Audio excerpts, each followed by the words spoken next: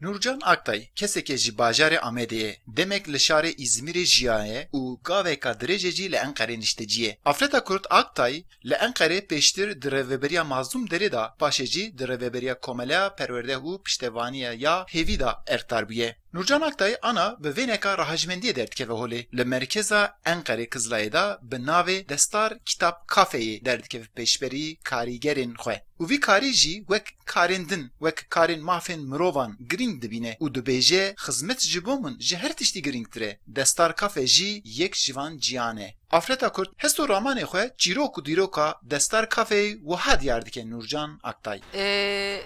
Ez ji Amedê me li bajarê Tirka mezin bûme li İzmîrê. 8 sal jî li Enqereyê me. Pêşî vira min ser mafê mirovan dixebitî. Ez 12-13 sal ser mafê mirovan xebitîm. Dawiyê ez ji wir veqetiyam komela xwe ava kir ji bo ciwanê Kurdan perwerdeh dikir li ser hunerê, çandê, dîrokê.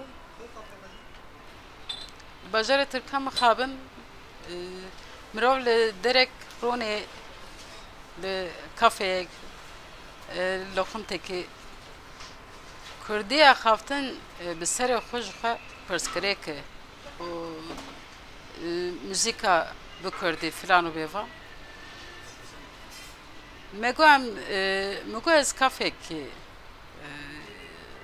bafirînim yani ava bikim.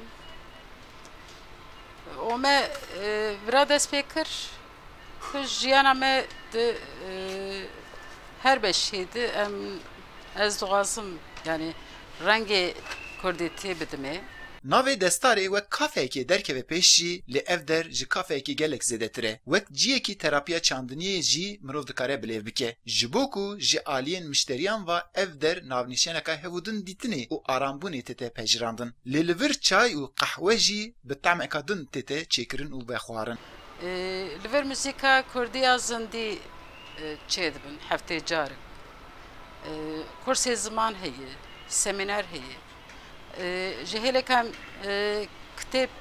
kitêbên Kurdî, piraneyên Kurdî bin em difroşin.